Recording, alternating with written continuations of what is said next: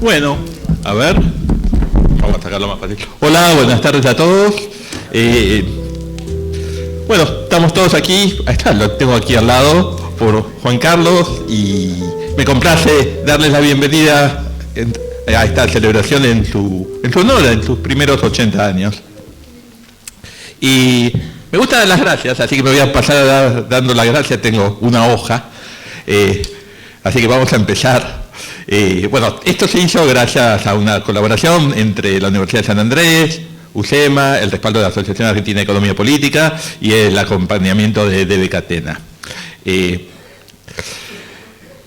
Quiero expresarle a Nicolás un especial agradecimiento por acompañarnos hoy en este evento, por su apoyo, por la colaboración que hizo posible en sí mismo el evento. También quiero extender mi agradecimiento al comité organizador, un equipo compuesto por Andrea Castellano, de la Universidad Nacional del Sur, a Julio Lías, de UCEMA, Federico Weichenbaum, de la Universidad de Itela, a Walter Sosa Escudero, de UDESA, asimismo también, todo el equipo de UCEMA que trabajó, especialmente un reconocimiento a Carolina Bayón por su excelente labor en todo lo que fue logística.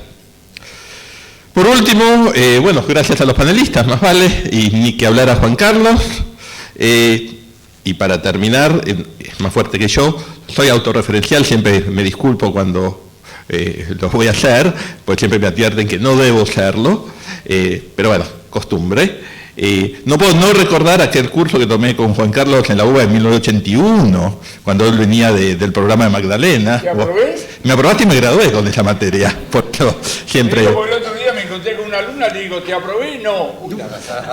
Mira, entre vos y la Montuschi son recuerdos en cuanto a esto de la Montuschi, aclaremos, ¿no? Como la llamamos a la doctora en ese entonces. Y también, un seminario que tomamos acá, no acá, sino en Virrey del Pino, en la casona de Virrey del Pino y Freire, en el 82, cuando hacía yo el máster en Economía que dictó Juan Carlos, donde nos enseñaba a escribir un artículo. Es más, recuerdo la nota del material de clase que nos había dado, que se llamaba ¿Cómo se escribe un artículo? Y básicamente la regla de oro era una nota, un tema. Me acuerdo, al día de hoy, regla que sigo utilizando hoy en cada una de las columnas que escribo. Y me encanta escribir y desde siempre esa fue la regla.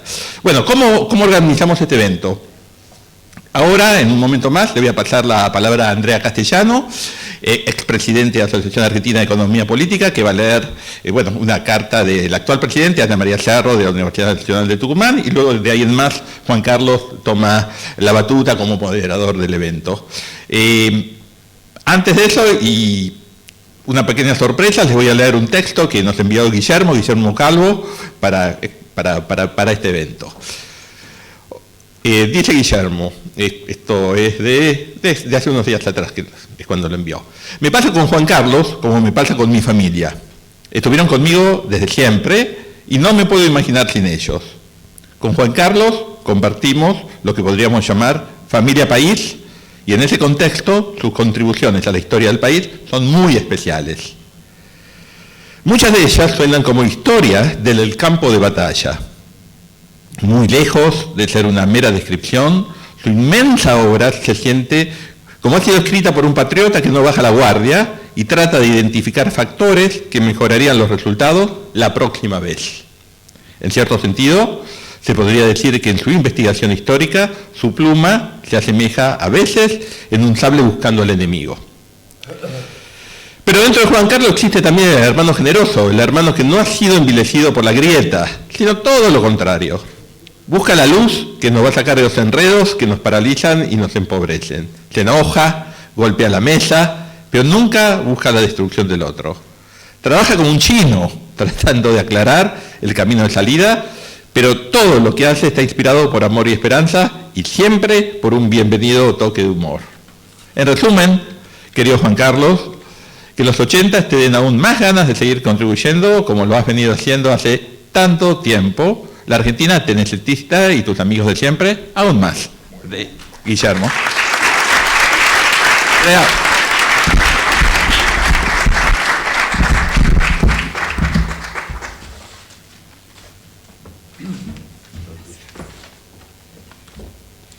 tardes. Esta es una carta de Ana María Cerro en nombre de todos los integrantes de la Asociación Argentina de Economía Política. En nombre de la Asociación Argentina de Economía Política, nos complace expresar nuestras más sinceras felicitaciones a Juan Carlos de Pablo en ocasión de su 80º cumpleaños. Es un honor para nosotros reconocer y celebrar este importante hito en su vida y su carrera. A lo largo de las décadas, su dedicación incansable al campo de la economía ha sido ejemplar, por ello este merecido homenaje. Sus investigaciones, enseñanzas, contribuciones a la comprensión de los asuntos económicos y su capacidad comunicacional han dejado y continúan dejando una huella profunda en la comunidad académica y en la sociedad toda. La Asociación Argentina de Economía Política tiene una profunda deuda de gratitud con Juan Carlos. Vaya este homenaje a manera de reconocimiento por sus contribuciones, su inspiración y su entusiasmo para difundir entre los jóvenes estos aportes. Es socio de nuestra institución prácticamente desde su creación en el año 1957. Fue presidente de la EP en el periodo 1992-94. Participó en numerosos paneles y presentó trabajos en 52 de nuestras 57 reuniones anuales. Con su activa participación ha enriquecido nuestra misión y visión de manera significativa. A modo de anécdota, nadie quería compartir con Juan Carlos las sesiones en paralelo que se realizan durante las reuniones anuales, ya que un gran número de participantes asistía a sus entretenidas, formativas e informativas y a veces polémicas disertaciones. Puedo dar fe de ello, ya que me tocó en una oportunidad moderar una de esas sesiones. Su poder de mercado hacía que la sesión que lo tenía como orador claramente no sea competitiva y se acercara peligrosamente a un monopolio, pues les vaciaba la demanda a sus competidores. Nos llena de alegría por ello unirnos en este merecido homenaje a la figura de Juan Carlos de Pablo, resaltando a través de estas líneas sus aspectos profesionales y humanos, destacando su personalidad alegre, colaborativa y siempre positiva, y su empatía mostrada con sus colegas, discípulos y amigos. La EP fue una receptora privilegiada de todos ellos. Esperamos que este día esté colmado de alegría y gratos momentos en compañía de familiares, colegas y amigos. Les deseamos que continúen sus logros en su carrera y vida personal, que esta nueva década que comienza esté llena de éxitos y satisfacciones y continúe creciendo el legado de Juan Carlos como maestro. Con respeto y admiración, Ana María Cerro, presidenta de la EP.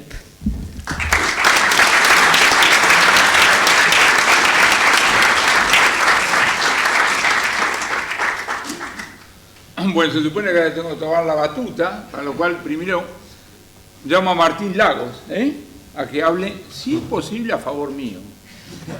Pero...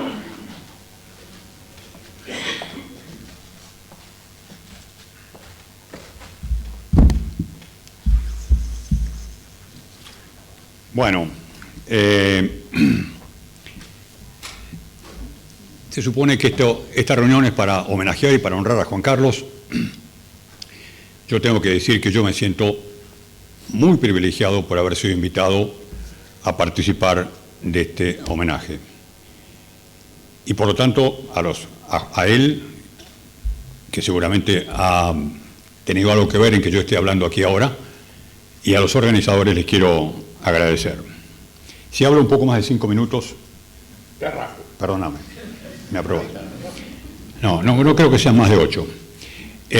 Miren, veo entre las personas que me siguen, algunos van a hablar de Juan Carlos como periodista, algunos como profesor, algunos como analista de políticas económicas, ministros y sus políticas, yo diría casi ha sido un proctólogo en esa materia. Alguien también como consultor, alguien debería describirlo como una autoridad en la historia del pensamiento económico y una categoría de la cual me hago cargo, me la apropio en este momento, como amigo. En 2009, hace 14 años, en esta universidad lo invistió a Juan Carlos como su primer doctor honoris causa. Me tocó hablar y allí dije estas cosas como, bueno, si bien él tiene solamente 1 año y medio más que yo, fue tan aventajado como estudiante en el colegio y en la universidad, que ingresó a Fiel 3 años antes que yo, pero por los años que estuvo en Harvard y después en el Ministerio de Economía, esto hizo que a poco de mi ingreso a Fiel fuimos con él casi como compañeros de banco. Fueron 6 años, largos años, 1970 hasta 1975. En esos años, además de generarse esta amistad, yo fui testigo de cómo él fue mutando, el flaco de Pablo, que venía con traje y corbata, hasta ese economista que, bueno, porque no usa corbata, no es muy confiable, no es muy creíble. Lo vi, lo palpé ese cambio. Ahora, yo diría, de todas las cosas que podría decirle Juan Carlos, además de una gran persona, es uno de los investigadores con más dominio, por lo menos de 2 temas. Uno, vuelvo a repetir, la historia del pensamiento económico, con cada economista con su nombre propio, primer nombre, segundo nombre, como le gusta citar. Y el segundo tema, la historia económica de la Argentina. En el primer tema no me voy a meter porque perdería por goleada. Y sobre el segundo tema, sí, muchas veces he discutido con Juan Carlos, a veces le he planteado mis dudas, casi yo diría mis broncas, al mirar la historia económica de la Argentina. Y siempre el tema ronda en por qué tenemos esta hiperagresiva política de sustitución de importaciones que supimos conseguir, que muchos países la ejercieron, muchos la hicieron, la tuvieron, pero muchos lograron superar esta etapa. Nosotros no. Cualquier persona que pierde su trabajo, antes de ponerse a cultivar tomates en el balcón de su departamento o darle clase a los chicos, que sería, ¿no es cierto?, sustituir importaciones, cosas que antes compraba afuera, antes de hacer eso, obviamente buscará otro trabajo, otra fuente de ingreso. Buscará sustituir exportaciones, sustituir lo que dejó de exportar. Para la Argentina, en la crisis del año 30, fue como quedarse sin trabajo, o casi, se redujeron a la mitad sus ingresos de exportaciones. En medio de esa crisis, sustituir exportaciones era una utopía. El mundo estaba cerrado a cal y canto, aterrado del bolchevismo, con un surgimiento de los nacionalismos extremos, al punto tal que pocos años después estamos en una guerra mundial espectacular, ¿no es cierto? Sustituir exportaciones era decir, bueno, en vez de, ya que no nos compran carne o trigo, vendamos tornillos, a precio competitivo, naturalmente. Pero en aquel momento, digamos, y más con la urgencia que hubo que tomar decisiones, era casi imposible. Además, todo el mundo hacía, insisto, todo el mundo hizo sustitución de importaciones. Hubo subas de aranceles por todas partes, preferencias imperiales de Inglaterra, devaluaciones competitivas, etc. Y allí fuimos nosotros. Pasada la guerra, el mundo había aprendido y se fue abriendo gradualmente su comercio, en un proceso en el cual tanto vencedores como vencidos, porque recordemos Alemania, Japón, Italia, se beneficiaron de un fenomenal boom del comercio internacional. Nosotros seguimos acá sustituyendo importaciones más que antes inclusive. Y obviamente, y perdónenme la expresión, jodiendo la capacidad exportadora de la Argentina, produciendo con altos aranceles o protección arancelaria o cambiaria.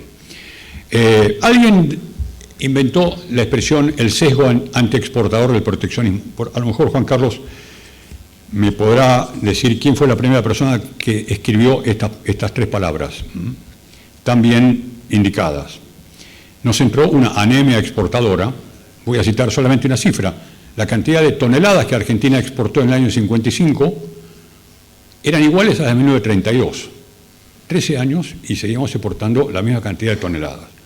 Bueno, claro, sustituir exportaciones hubiera implicado un tipo de cambio más alto, un salario real más bajo, y ahí estaba Perón, que no quería saber ni oír hablar de ese tema, con la excusa de la Tercera Guerra Mundial, con la excusa del proteccionismo que hacían otros países, ya que ellos protegen sus chacareros, nosotros protegemos a nuestros industriales, y así no fue.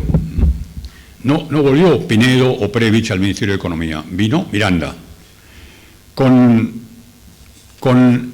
Miranda y con Perón, la Argentina, acá, y en Alemania, Adenauer y Erhard, tuvimos lo que tuvimos, ¿no es cierto? Partiendo de un ingreso per cápita que era menor, pero digamos, estaría en el entorno a un 60 o 70% de los países más ricos. Hoy el PBI de Argentina per cápita, con suerte, será un quinto, o menos de un quinto de lo que puede ser un país desarrollado. El Deutsche Mark, que había nacido por allí, se cotizaba a 4 por cada dólar, el peso también, 4 por cada dólar. Antes de morir el Deutsche Mark se cotizaba a 2 marcos por cada dólar, el peso a 10 millones de millones. Bien, lo mismo podría hacer comparaciones con otros países, pero no voy a hacer más largo esto. Bueno, cuando hemos tratado de discutir las causas, los motivos profundos de por qué la Argentina tuvo esta trayectoria de hiperproteccionismo y de inflación, casi yo diría récord a nivel mundial, bueno, Juan Carlos a veces se encoge de hombros y me dice, es lo que hay.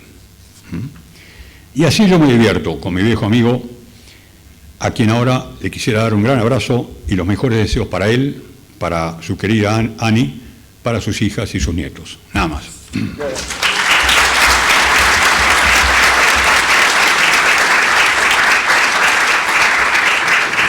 Walter, su turno, según dice acá.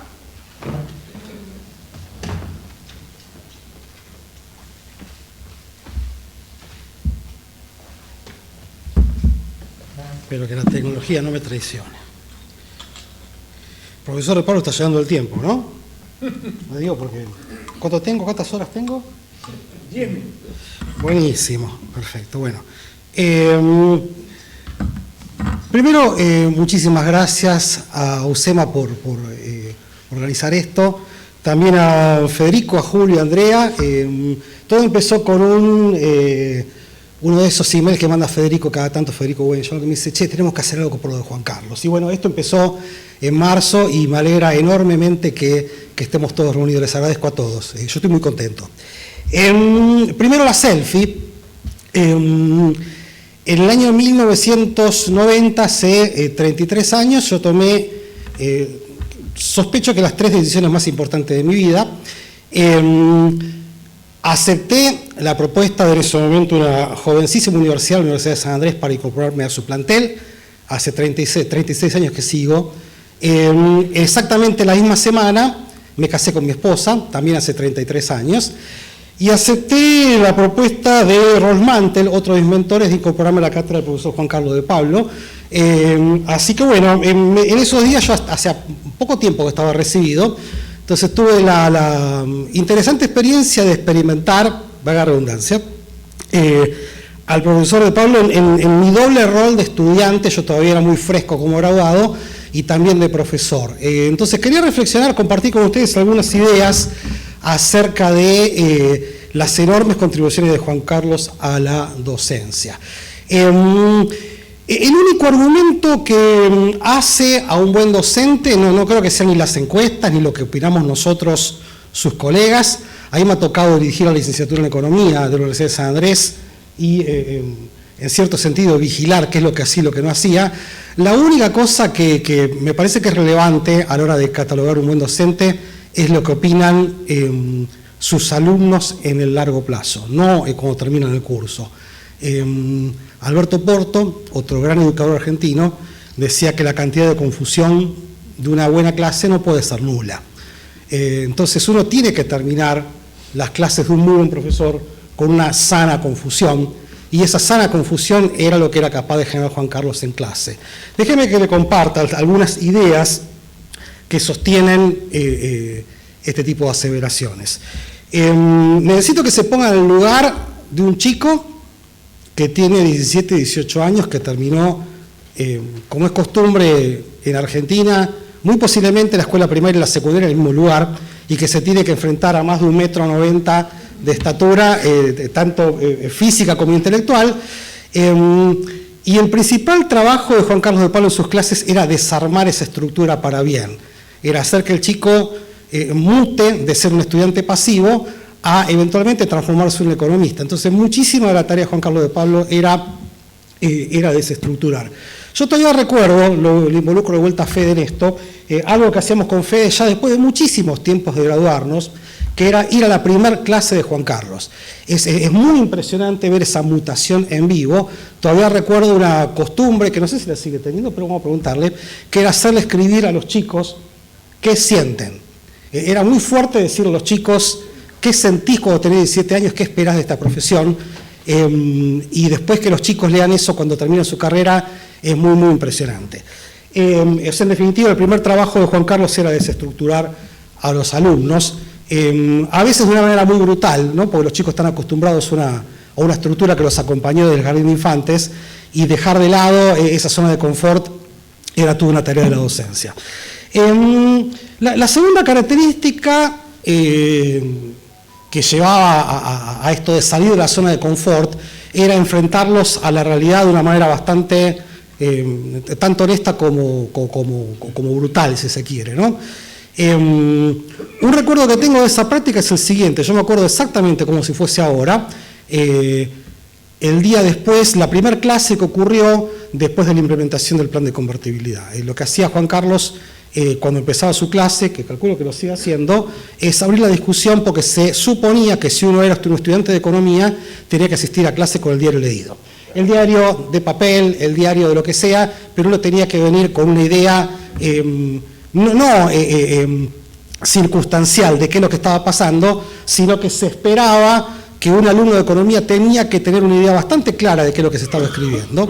Entonces, ese primer lunes, después de la implementación del plan de convertibilidad, lo que hizo Juan Carlos fue abrir el debate. Y los alumnos empezaron a discutir, a decir cosas, que yo opino, que yo no opino, hasta que en un momento, habrá sido a los 10 minutos de discusión, Juan Carlos para la discusión y le dice a los alumnos: perdón, levanten la mano los que leyeron la ley de convertibilidad.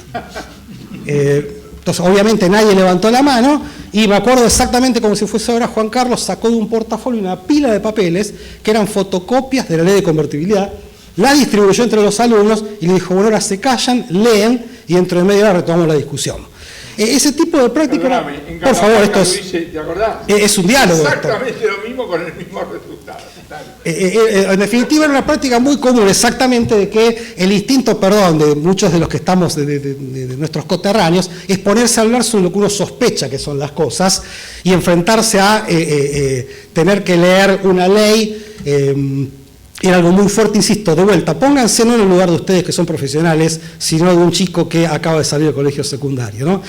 Otra práctica activa que tenía Juan Carlos era, no sé si lo sigue haciendo, yo me acuerdo de ciertas cosas, andaba con unos papelitos chiquititos, esos cuadraditos para tomar notas, y hacía una pregunta muchas veces muy provocativa. Por ejemplo, me acuerdo de la clase de distribución del ingreso, en donde la primera pregunta que hacía Juan Carlos era: ¿a quiénes o a qué sector de la economía te parece que hay que darle algo? Y había que escribir en un papelito, ¿no?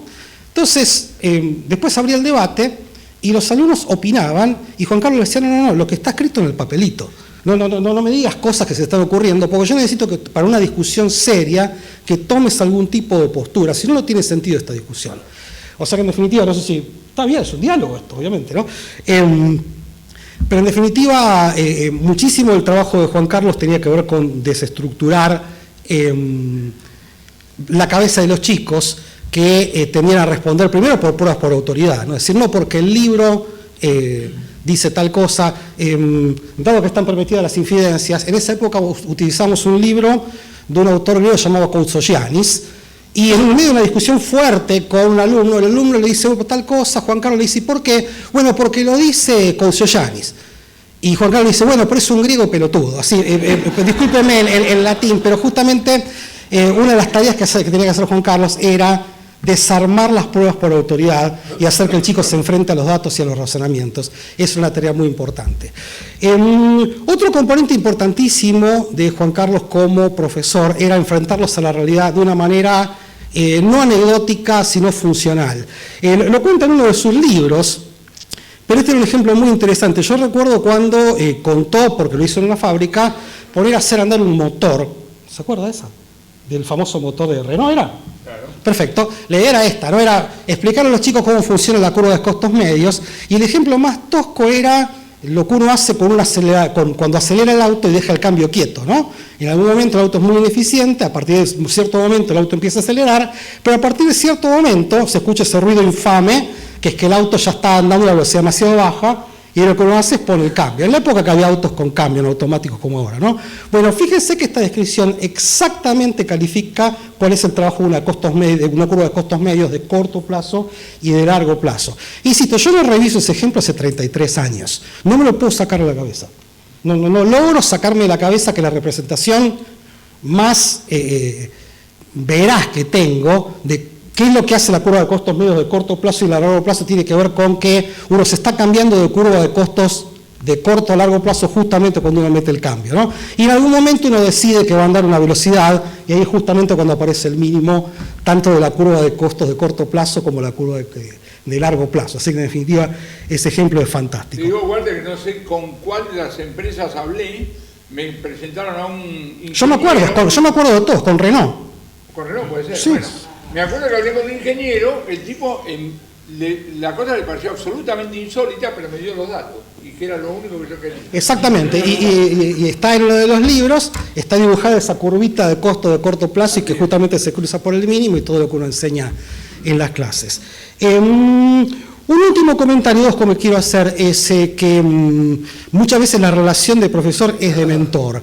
Es el único profesor que yo conozco, que no sé si lo sigue haciendo, yo pregunto porque pasó tanto tiempo, que almuerza con sus alumnos, con agenda abierta. Es un grupito de alumnos y la idea es, bueno, hablemos de qué, no sé, ya nos vamos a dar cuenta una vez que lo hicimos, y también que almorzaba con sus ayudantes. Insisto, de vuelta, pónganse en el rol de una persona que está empezando en su profesión y que se tiene que enfrentar a un personaje icónico, que se da cuenta que más que esconderse detrás de sus laureles ni hablar de su 1,90 m, lo que hace es compartir un momento. Por lo menos cuando yo empecé con esta profesión, para mí fue fundamental, ni me quiero imaginar para un chico de 17 años o para los propios ayudantes, ¿no?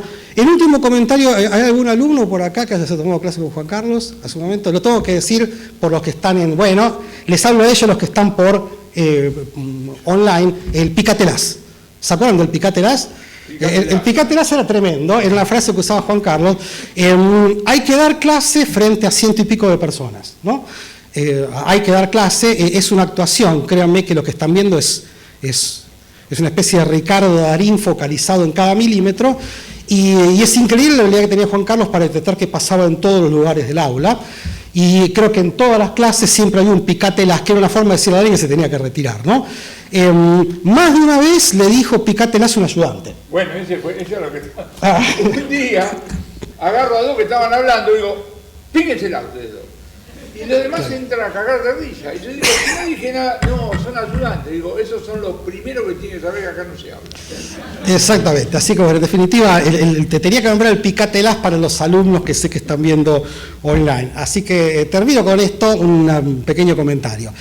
En aquellos días donde yo estaba empezando con mi profesión y con la docencia, otro de mis mentores, Rolf Mantel, repetía cada tanto la frase, eso es como ir del chorizo al chancho, ¿no? Es una frase que intenta representar estos procesos entrópicos hiperdifíciles, en donde las cosas que vemos son el resultado de tanta complejidad que después es prácticamente imposible revertirla. Lo mismo me pasa a mí.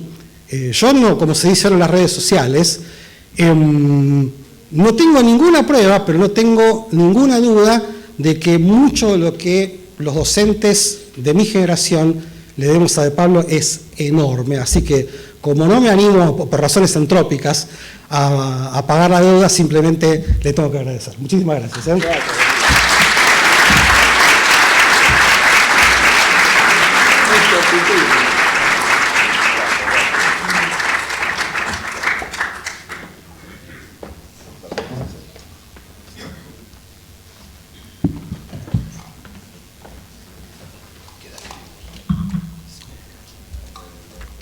Buenas tardes.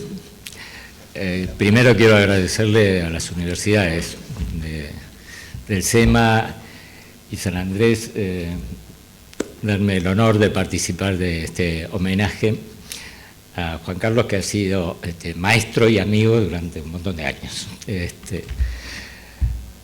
Vieron que los atriles nunca prevén el vasito, así que lo voy a dejar acá. Y me toca hablar de su rol en el periodismo, que ha sido importantísimo y sigue siéndolo. Desde los años 70, Juan Carlos ha venido trabajando en el periodismo, y ahí abarco todo, al periodismo gráfico, al radial, al televisivo, a la televisión abierta por cable, y también con el periodismo, que eso es muy importante. Sigue siendo el economista profesional de consulta preferido por los periodistas, yo me incluyo. Y en estos últimos años, con el merecidísimo título de maestro, ¿viste? Que ya cada uno que te entrevista, maestro, y me parece muy bien. Con mayúsculas y en todo sentido es eso. Rara vez Juan Carlos se niega a ser entrevistado por radio y televisión y hace todo fácil, como Messi en una cancha de fútbol. Mira qué fácil. Es el creador de un estilo descontracturado, según sus propias palabras, serio pero no solemne, que fundamentalmente hizo que la ciencia económica resultara accesible para todo tipo de público. No conozco a nadie que lo haya escuchado alguna vez y diga, no lo entendí, algo, es imposible encontrarlo.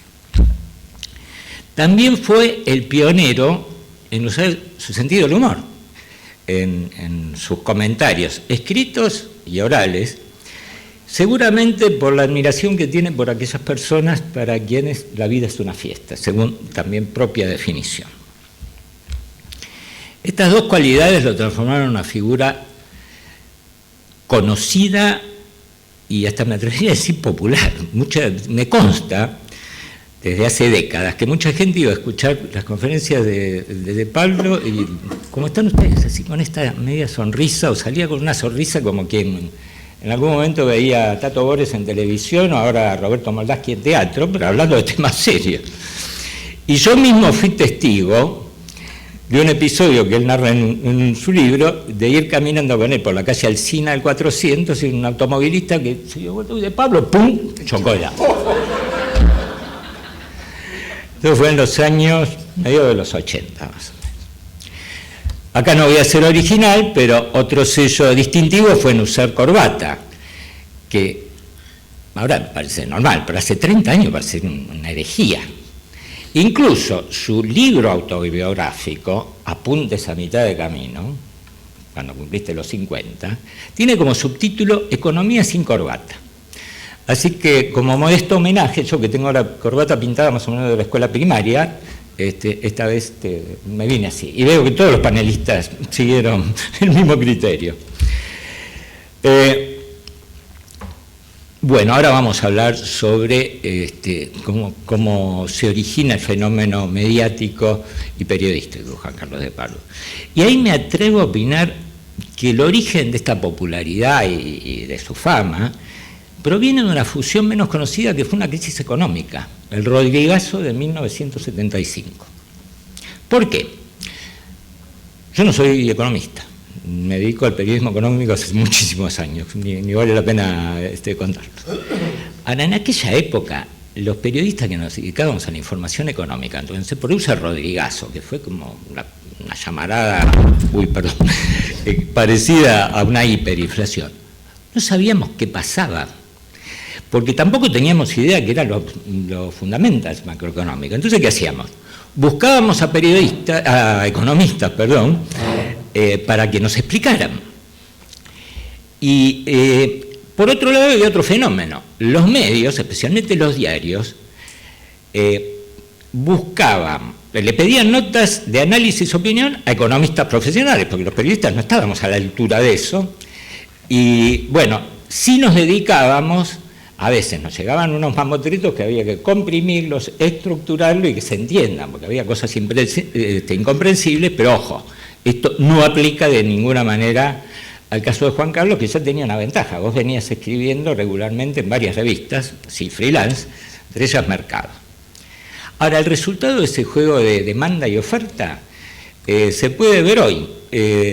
Desde hace muchos años, muchos periodistas con conocimientos económicos y economistas graduados nos complementamos armónicamente en distintos medios de comunicación. Uno suple las falencias de otro y viceversa.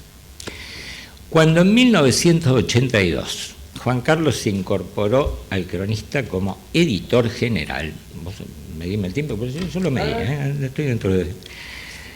Tuve el privilegio de tenerlo casi como profesor particular todos los días, codo a codo, un escritorio al lado del otro durante 7 años inolvidables. Aunque venía de otro palo, se adaptó perfectamente al clima de locos que en esa época tenían la redacción de diarios. No deja de serlo, pero hay más tecnología.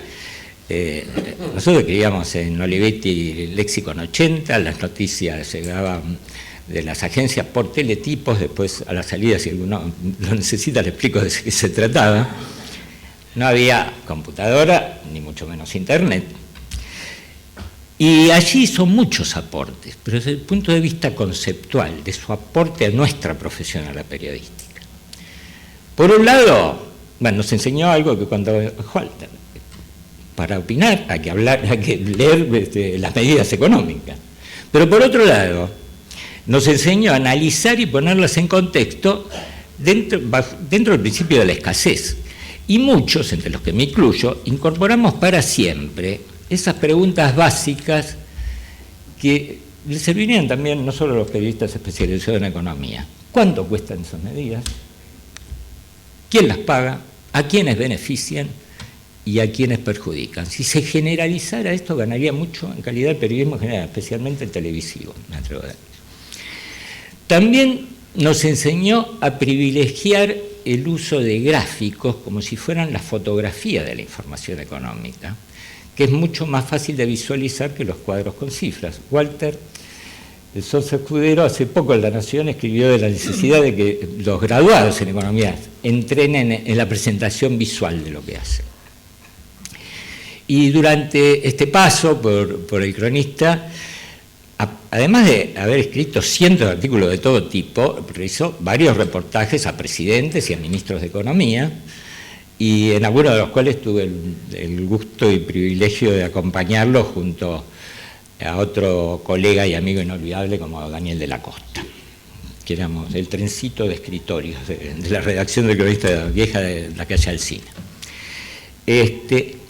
Una de las innovaciones que introdujo Juan Carlos fue aprovechar la capacidad de impresión del cronista comercial para editar libros de divulgación masiva para temas económicos. De ahí surgió la economía que yo hice, que estaba basada, la que hicieron ministros de Economía de otras épocas, porque estaba basado en un contrato del Teatro de la Cova, que era quedado por Martínez, ¿no? Donde se hicieron esas reuniones. Y eso se transformó en un libro. Pero como él lo consideró tan exitoso, después produjo otro ciclo similar y sacó el segundo volumen de este libro. También esto incluyó sucesivo volumen del incompletísimo diccionario de economía, que arrancó en el Cronista, después siguió con varios volúmenes que incluso, aparte de definiciones, incorporaron biografías de economistas célebres. Y desde hace algunos años, supongo que muchos de nosotros, no, de ustedes, yo me incluyo, disfrutamos de otra creación en el suplemento económico dominical del diario La Nación. Tus reportajes, entre comillas, economistas, muchos de todo el mundo, pero muchos de ellos fallecidos hace años, décadas o siglos. ¿Y qué permiten analizar con las teorías de esa economía de esos economistas la realidad económica argentina? Chapó, realmente. Es una de las pocas personas que conozco, si no la única, al menos hasta la última vez que te vi, que se resiste a usar teléfono celular. ¿No? Lamentablemente por un problema de salud de mi mujer tuve que sucumbir. Te lo tendría que haber preguntado. Pero está bien, pero fue el último volcán. Hasta hace muy poco, digamos, de eso. Ahora, esto no quita que haya sido un precursor con la informática. También me consta, en esos años, en los años 80, hizo un viaje a Estados Unidos, se compró una de las primeras PC portátiles, y le pongo comillas también, porque el estuche era más o menos el de una valija Samsonite para 23 kilos, una cosa infernal. Pero bueno, comparado como se trabajaba en aquella época, fue una revolución. Eran otros tiempos, claro. Bueno, hasta ahora, y creo no quiero pasarme, hablé de Juan Carlos como periodista y profesional. Y si me permiten, también quiero referirme a su calidad humana, referirme a Juan Carlos como persona, porque acá solo tengo palabras de agradecimiento para quien ha sido y sigue siendo un maestro, amigo y consejero. Cortito, vos te lo vas a acordar, pero para que la gente... Vino a visitarme en mi casa una vez que me agarró una enfermedad infecciosa. Estuvo cuando nació mi tercera hija, que va a cumplir 39 años, en diciembre. Nos prestó su departamento en Mar del Plata para ir, que fuéramos en familia en un verano que venía un poquito complicado. Y hasta recibí sus sabios consejos cuando le pregunté que me quería comprar una casa más grande, pues sabía que con los años me iba a quedar más grande, como ocurre ahora, pero... Debo reconocer que la disfruté muchísimo, aunque ahora la tenga en venta, ¿no? Hasta tuvo, y esto para mí es muy importante, tuvo la generosidad de recomendarme como director del Cronista Comercial en los primeros años del año 90, y meses después aceptar mi idea de que dictara un curso básico de economía para los periodistas, pero de otras secciones, no las económicas, con lo que eso contribuyó a darle homogeneidad a los contenidos del diario. Cierro, como lo hacen todos sus escritos, y especialmente en su newsletter semanal Contexto, que está escrita en estilo y formato periodístico muy sencillo de leer, lleva 34 años, todas las semanas, más de 1.200 ediciones y se puede consultar en su blog. Esto no es un aviso. Y estas palabras son ánimo. Juan Carlos, estadísticamente, cada vez más personas en el mundo superan los 100 años de vida con lucidez, así que espero puedas publicar el segundo tomo de tu autobiografía. Y también, si puedo, poder leerlo, que va a ser un gusto. Gracias.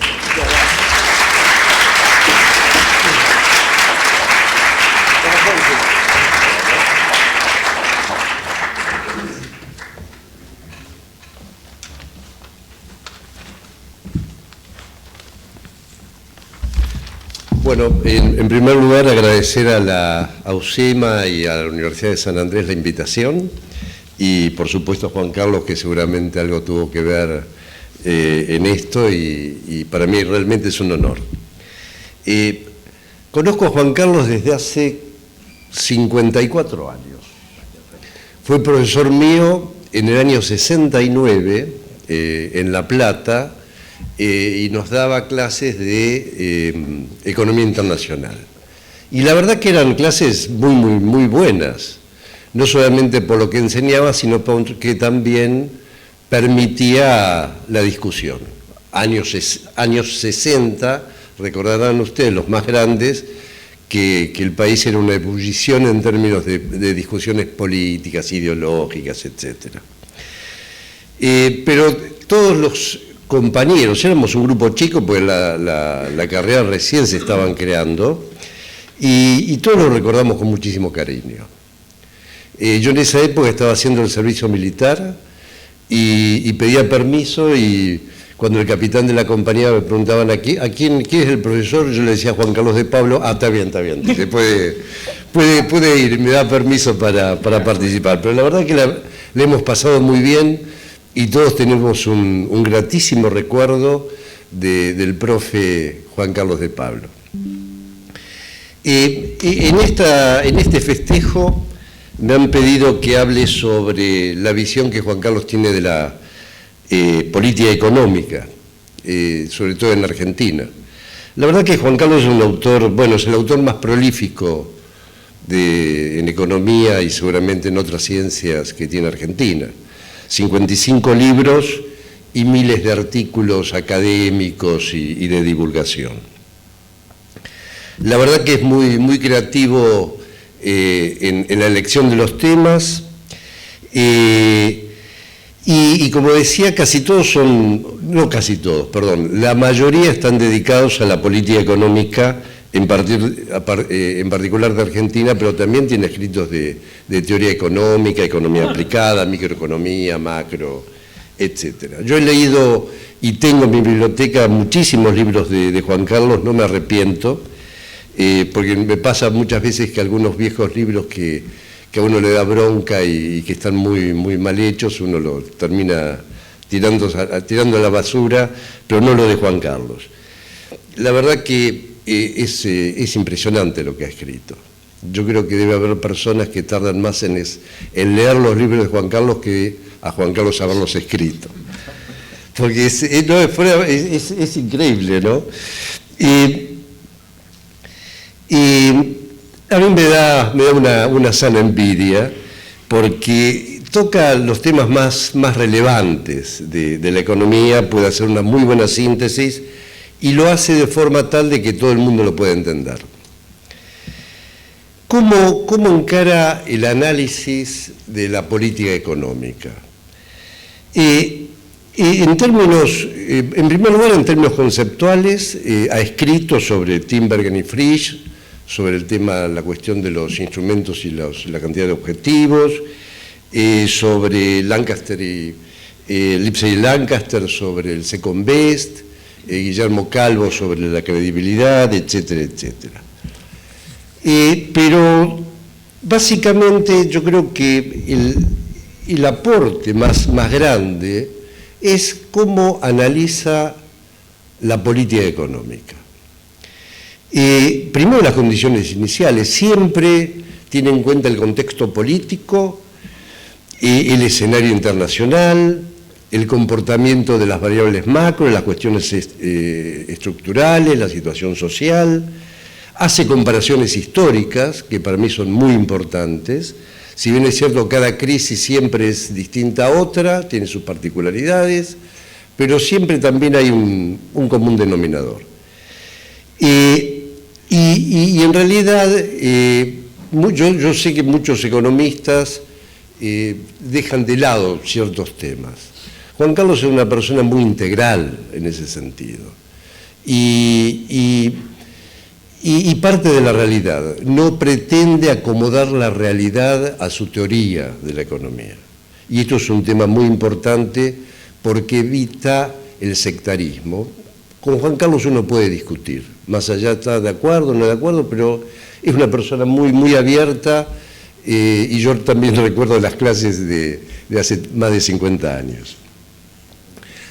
Pone después los objetivos, que tienen que estar priorizados, que tienen que tener en cuenta las restricciones, los conflictos de objetivos que de eso surgen. Después analiza los instrumentos de política, que obviamente muchas veces son más importantes los instrumentos de la política que los objetivos. Después analiza la estrategia, que si se puede cumplir los objetivos con los instrumentos disponibles. Después analiza los resultados. Analiza también, que no muchos lo hacen o casi ninguno, el proceso de toma de decisiones a nivel presidencial, a nivel del ministro de Economía o presidente del Banco Central y en el Congreso. ¿Cuáles son los márgenes de maniobra que tiene un ministro de Economía? Y esto no es un tema menor, porque muchas veces hay analistas que no tienen en cuenta esto, entonces se exige en demasiado de lo que puede, o se cree que el ministro de Economía es un ser todopoderoso, y realmente los que acá, y hay varios que fueron ministros de Economía, saben que los límites están a flor de piel. Y en ese tipo de análisis también se pone en el pellejo del ministro de Economía. Entonces hace mucho más vívida el análisis, mucho más contundente. Y obviamente tiene en cuenta los temas legales, los temas sociales, los temas políticos, los temas internacionales. Yo he sido ministro de Economía en la provincia y en la Nación y diputado nacional. Y la verdad que leer las cosas de Juan Carlos, que siempre las leo, es un placer, porque precisamente a mí me hace recordar las cosas que uno pensaba cuando tenía que tomar decisiones. integralidad. La producción que tiene sobre la economía argentina es descomunal. La economía argentina en la segunda mitad del siglo, yo diría que es algo así como la Wikipedia de la política económica argentina. Pues además de ese libro, tiene otros libros muy específicos de tapas, tiene los libros que son sensacionales de los reportajes a los ex ministros de Economía o presidentes del Banco Central, empezando por Frigerio, que estuvo con Frondizi. Digamos, son todos libros que son recomendables. Y si uno se dedica a la política económica y que además saber o conocer la economía política de la política económica, bueno, los libros hay que leerlos. Y obviamente cuando una persona es pública, no solamente porque es funcionario público, sino también porque es profesor, periodista, sale en los medios, etcétera, etcétera, tiene gente que acuerda y gente que desacuerda. Pero eso es súper normal en las ciencias sociales, en particular en la economía. Lo importante es poder extraer elementos que a uno le permitan discutir su propia posición. Y yo puedo estar o no de acuerdo con cosas que dice Juan Carlos o escribe Juan Carlos. Y siempre lo leo porque desafían la manera de pensar. Y eso es una cosa muy importante. Algunos de los anteriores que me precedieron la palabra hablaban de la grieta. Juan Carlos realmente tiene la manera de enfocar las cosas que no se abroquela en uno de los lugares. Trata de ser, y digo trata de ser porque ninguno es objetivo, ninguno de nosotros es objetivo, tiene sus preferencias.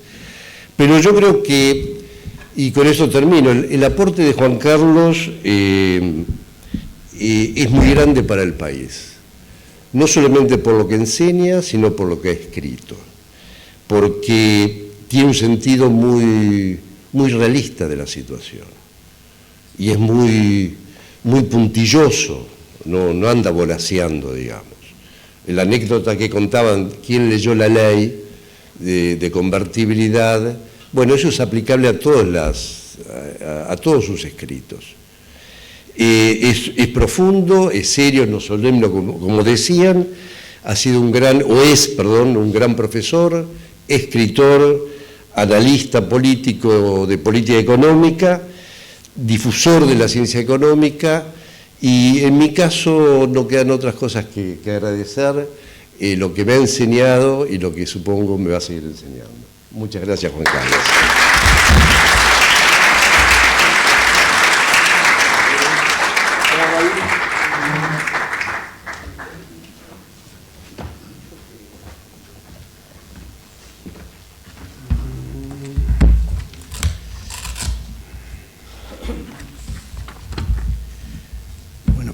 Buenas tardes. Muchísimas gracias a las autoridades del SEMA por esta invitación. Seguramente habrá tenido algo que ver mi estimado Juan Carlos. Me siento muy honrado de que me hayas elegido como representante de tus clientes a esta reunión con motivo de celebrar tus jóvenes 80 años. Me pone muy feliz compartir con tus familiares, amigos y colegas y gente que te aprecia, con los cuales puedo compartir este reconocimiento de tu trayectoria. Te conocí, y no voy a ser muy original en esto que voy a decir, porque tuve 4 antes que yo hablando, pero me gusta decirlo también, así que estoy muy contento. A principios de los 80, viendo algún programa, no recuerdo bien cuál era, cuando crayón en mano y un rotafolio nos explicabas los temas económicos con mucha docencia y hacías fáciles las cuestiones que pueden ser muy difíciles de explicar. Después de una presentación que realizaste en CEPA, nuestra Cámara Avícola, un primo que participó de la misma dijo: que tu exposición había sido muy clara. Propuso conocerte porque podían ser útiles tus servicios y que también tenía tu contacto. Así las cosas, hace más de 30 años que contamos con tus servicios de consultoría económica y desde entonces tenemos la suerte de tener un cable a tierra a la hora de tomar decisiones. Te estamos muy agradecidos por tu colaboración, por lo inquisidor y por entender la micro de una empresa avícola y desde ese conocimiento proponer alternativas a seguir. A veces podemos tomarnos tiempo para analizar y ver con detenimiento hacia dónde vamos. Proponer escenarios, tirar directrices, ejecutar, pero como ustedes comprenderán, en un país que, como te gusta definir, de ciclónico, los empresarios en general y los avícolas en particular, debemos tomar decisiones en forma permanente, rápida y en lo posible que las mismas sean acertadas. De mucho valor fue tu ayuda, sobre todo a olvidar rápido de los yerros y seguir buscándole la vuelta.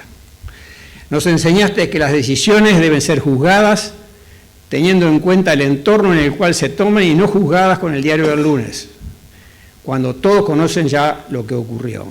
Nos enseñaste la diferencia entre estar ocupado y trabajar, para lo cual es necesario hacer foco en las cosas importantes y no estar al vaivén de las noticias. Al respecto manifestás, fíjate en tu mostrador y no te dejes de llevar por la media. Es la forma de trabajar productivamente y no estar simplemente ocupado. Nos enseñaste modelos sencillos y divertidos de aplicar para analizar las situaciones que aparecen. ¿Cómo debemos actuar ante las distintas circunstancias? Algunos ejemplos.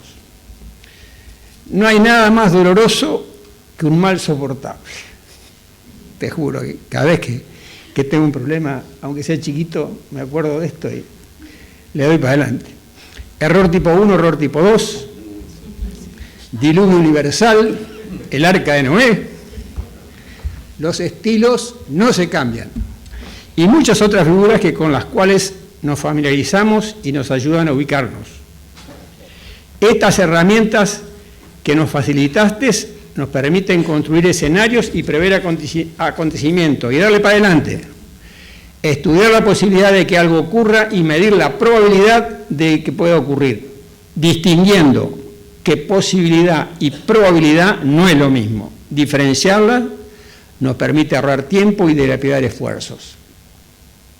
Nos enseñaste a tomar decisiones diferenciando lo importante de lo accesorio.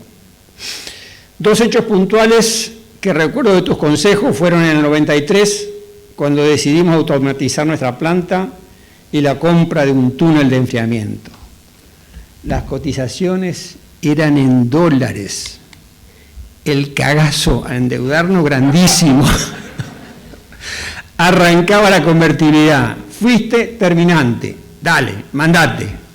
Con el tiempo ya nos agrandamos, nos engrupimos y después del 2001 aparecieron oportunidades y una de ellas fue la de hacernos cargo de un banco. Te lo fuimos a proponer. Y tu consejo fue lapidario. ¿Qué saben ustedes de banco? Déjense de joder y dedíquense a lo que saben. Dos palabras resumen nuestro trato frecuente con el profesor. La primera está relacionada a todos los lunes y es que esperamos con ansiedad la newsletter Contexto. Contexto, en 10 minutos, nos ayuda a realizar análisis presentes o futuros, teniendo en cuenta las diversas variables y en el siguiente orden: qué pasa en el mundo, en la región, en el país y el entorno político. Esto nos ordena el análisis, nos ubica, nos baja los miedos y nos aclara en pocas palabras dónde estamos parados y los escenarios por venir. Contexto es lo que nos ocurrió y cómo debemos sacarle provecho o resguardarnos. Es el pasado transportado al presente. El editorial de Contexto termina con la otra palabra a la que hago referencia, y es ánimo. Ánimo de futuro, es esperanza, es creer en lo que hacemos, es aumentar la autoestima. Estas dos palabras nos permiten definir en la práctica mi relación con Juan Carlos.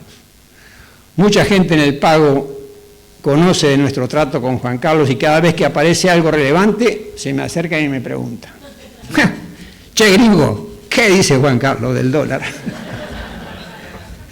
Y le respondo, como él bien lo dice: me entero que hubo cambios del dólar por el número de llamadas de los noticieros que recibo a la mañana siguiente después de la corrida. Genial. Pero ¿cómo? ¿No te dice qué va a pasar con el dólar? Entonces, ¿para qué lo contratás? Hablar con él es poner un cable a tierra y dedicarnos a cosas más importantes de las que pensábamos antes de arrancar a pelotear. A nosotros como empresa nos enseñaste a ser más críticos, no ser tan impacientes, bajar la ansiedad, no ilusionarnos. Como bien decís, no me desilusiono porque no me ilusiono. Es buenísimo. Después de conversar brevemente, ¿aterrizás o aterrizás? En resumen, nos enseñaste que nunca íbamos a tener menos problemas que ahora, por lo que deberíamos organizarnos. También que las victorias, los triunfos son efímeros, duran muy poco, generalmente hasta el próximo fracaso, por lo que debemos celebrar. Al respecto argumentás: no sé cuándo me voy a morir, hay que festejar. Estas enseñanzas y muchas más las tengo incorporadas. Cuando aparece una situación inesperada, te recuerdo con mucha gratitud. Nos has ayudado mucho a toda nuestra empresa, cómo armar una exposición, cómo enfrentar una cámara de televisión o hablar menos y a escuchar más. Estimado Juan Carlos, aprendí a sentirme cómodo sin corbata. Si no te hubiera conocido, hoy hubiera tenido un dilema. ¿Qué corbata elegir para esta reunión? Sos un gran colaborador a la hora de ayudarnos a presentarnos en sociedad. Te estamos muy agradecidos. Lo que aún no hemos podido descifrar y se transforma en un enigma entre los que leemos la newsletter semanal es cómo manejás tu tiempo. Si el día tiene 24 horas y la semana 7 días, ¿cómo haces para dar clases universitarias, estar en radio y televisión, atender llamados, escribir más de 50 libros, las columnas de La Nación y de Vínculos, y además redactar semanalmente la última parte de Contexto, donde describís la vida y obra de tus colegas fallecidos? No podemos entender cómo hacer para producir esas semblanzas, para viajar e investigar entre amigos y parientes de la vida de los fallecidos, conocer acerca de su infancia, estudios, amoríos y cosas sustanciosas de la vida, a lo cual agregas una síntesis de su contribución a la economía que merezcan ser recordados. Seguro que si te sobra tiempo, te das una vuelta por los cementerios para chequear lo que está escrito en el mármol. Toda esta investigación semanal la realizás movilizándote con tu tarjeta SUBE. Increíble. Ni Superman puede hacer tantas cosas. Juan Carlos, te queremos mucho. Como economista sos un gran laburante. Trabajar contigo es muy entretenido. Y muchísimas gracias. Muy feliz cumpleaños.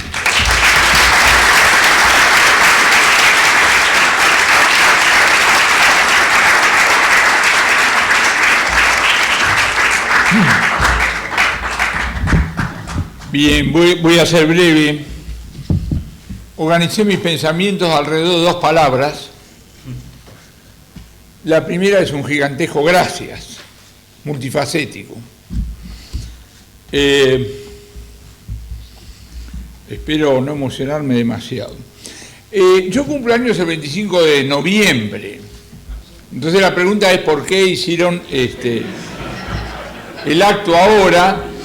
Estuvimos trabajando mucho, pero según nuestros cálculos, el 25 de noviembre va a haber una crisis en la Argentina.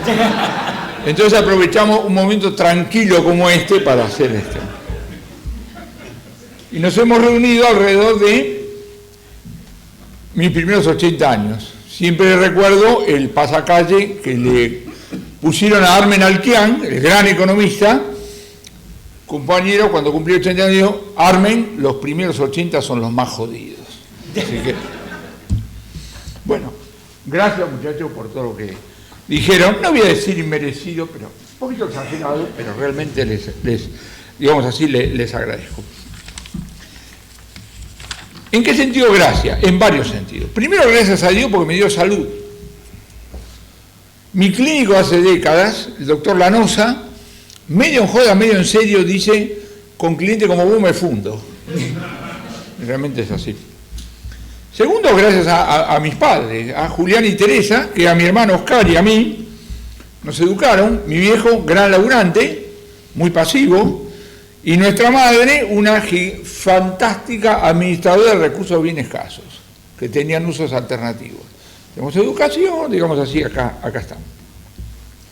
Gracias a Ana María, mi mujer,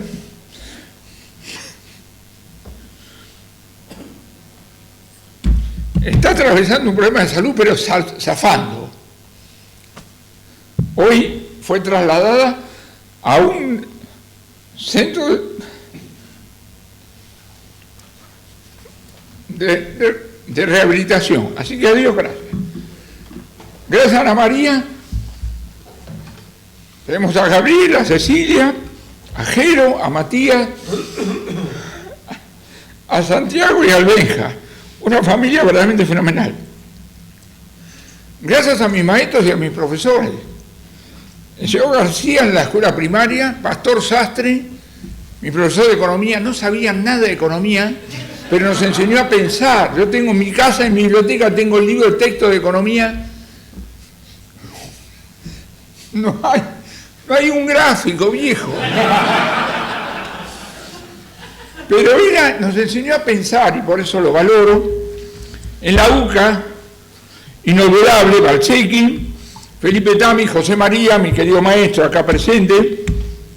Tengo que recordar que tiene 10 años más que yo, no quiero hacer cuenta. García Olano, Lisiardo, Moyano, Clemente Panzoni y Álvaro, Gerchenkron, Haberler, Otto Hirschman y Leontiev. Gracias a tener mucho laburo de los 15 años, estaba terminando el secundario y buscaba trabajo de acuerdo a mis posibilidades de ese momento. Yo quería ser presidente de banco, pero no había, ¿no? Subgerente, no había, entonces cadete y ayudante de contador. Y en el primer trabajo se aprende todo. Guillermo Lladó, gran amigo, lamentablemente fallecido hace un tiempo, y de ahí no paré más.